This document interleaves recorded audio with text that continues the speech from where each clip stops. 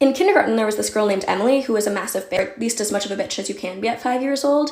And she had this beautiful golden long blonde hair, and she had the coolest toys. She had the Build-A-Bear with roller skates, and she also stole both of my friends, Claire and Sylvie. I'm keeping the names in just like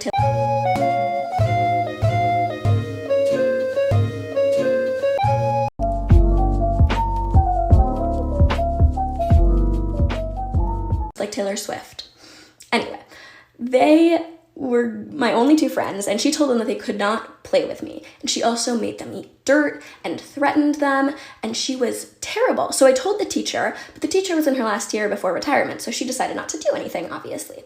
But one day at lunch, I was sitting there, and I guess Emily was sitting next to me, because as I was opening my lunch, I realized that my mom had packed my favorite snack, chocolate pudding, and I was so excited. And as I was opening it up, I remember so clearly the thought that went through my mind of how beautiful Emily's golden blonde hair would be with that dark brown of the chocolate. So I dumped it on her head. Okay, story time. So I work at a jewelry store, and today a man came in looking for a gift for his wife for their 10th year anniversary.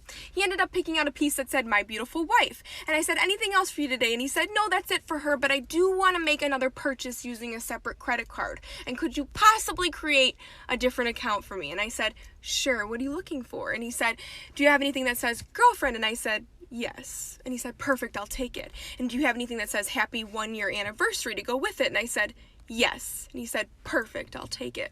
So I boxed everything up all nice, and I put them in their respected bags. He had me mark a K for Kristen on the bottom of his wife's bag and an L for Laura on the bottom of his girlfriend's bag. I put pretty bows on them. I handed it to him. I said, "They're gonna love it. Have a nice day." And he said, "Thank you."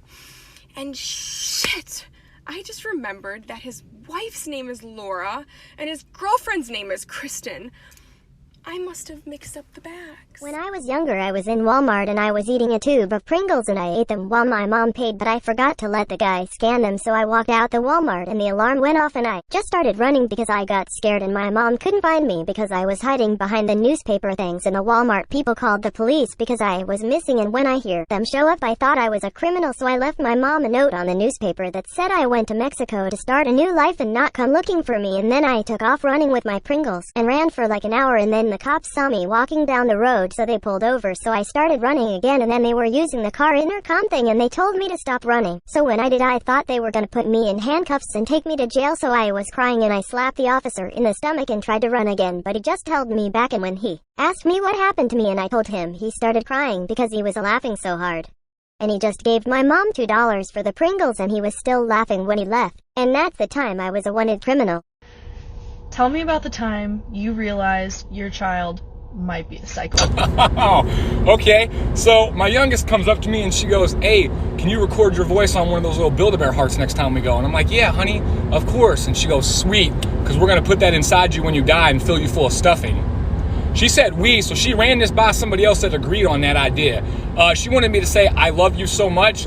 I don't know if I'm honored or if, like, seriously, I should call someone and get her the help she so desperately needs. But she loves me.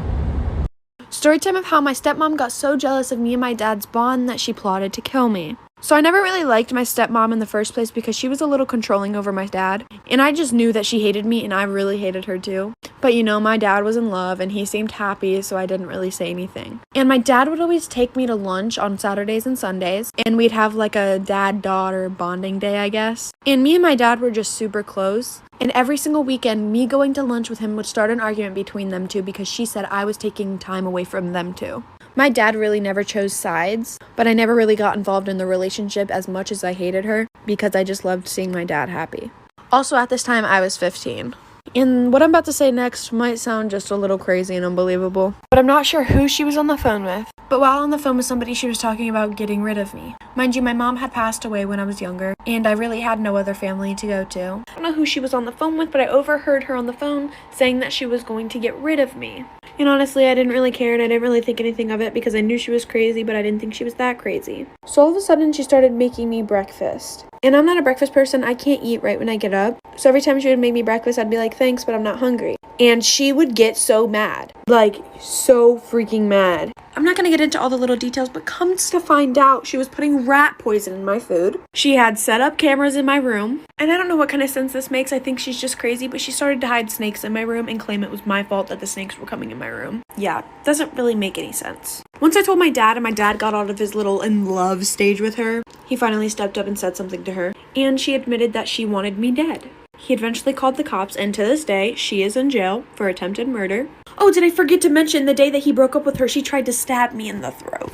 If a website ever asks you these questions, don't do what she did. Once there was a girl named Masha who heard that there's a new service that gives everyone free internet access, so she decided to use it, but this would lead to something horrifying for Masha and her family. After she connected to this internet service, a web page popped up asking her to register some information, but the questions were oddly personal. It asked, what's your usual mode of transportation? With a photo of a bus, a boat, a train, and a plane. Masha took her bike to school every day, so she clicked on the train instead. But the next day, the local news showed that there was a horrific train crash that killed everyone on board. Masha thought that this was a coincidence, but soon she'd realized that she made a deadly mistake. Later, she needed to use the internet again, so she logged back in. This time it asked, what kind of home do you live in? Along with 4 different pictures of different types of homes. She clicked apartment even though her and her family lived in a house. And the next day, the apartment building near her school burned down. The police suspected arson. Then she went back to the internet server one last time, but this time it showed a photo of her mother, father, sister, and herself with the question, who is your favorite family? Why you should be really careful how you treat people, and also why you should stick up for people. When I was in 8th grade, I was really good friends with this kid named Damon. Me, him, and this other friend of mine, we were all at the same table. In English class, we would joke around, talk about the same TV shows and movies. We were the loudest group by far. But near the end of the school year, Damon ended up moving. And it really sucked, but we said goodbye to Damon, who I should tell you was this small, short, funny, wisecracking kid. Didn't matter what you threw at him, he was super witty. So we said goodbye to him, we all went to 9th grade. It was either the end of 9th grade or the middle of sophomore year that I saw Damon again. He had transferred back to our school, saw him at a pep rally, and I was sitting by myself because I despised pep rally. He was like, Joseph, do you remember me? I was like, oh my gosh, David? He was so much taller, face looked different, his voice was deeper. This was obviously a different kid, but really happy to see me. So we started talking, catching up. Then I started noticing that he was getting hit in the back of the head with tiny paper balls. He wasn't even flinching. I looked behind me to see 3 boys throwing paper balls at him.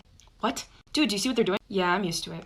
What? This was not the same witty boy that I knew. So when I told Damon this was happening and he didn't seem to notice, I was very confused. The kid that I used to know would not let this fly. He instead kept his head down, insisted that it was okay, and said that he was used to it. Whatever happened between 8th grade and now completely changed the way that he viewed this behavior. I saw it as unacceptable. He thought it was okay. So instead of accepting that, I turned around and said, hey, what are we in 5th grade? The 3 boys looked at me from the top of the bleachers and said, whatever. Because that's what high schoolers who act like 5th graders say. And then I said, stop it, it's not funny. They didn't stop. They laughed. But Damon thanked me. I didn't know who this kid was anymore. I can only assume that this type of stuff was happening to him often. That kids at his new school were treating him poorly. And because of that, he thought he was less than. I literally never saw Damon again after that day, but I hope that he knows that he can stand up for himself and that behavior is not okay. Be careful how you treat people, it stays with them. It can fundamentally change them.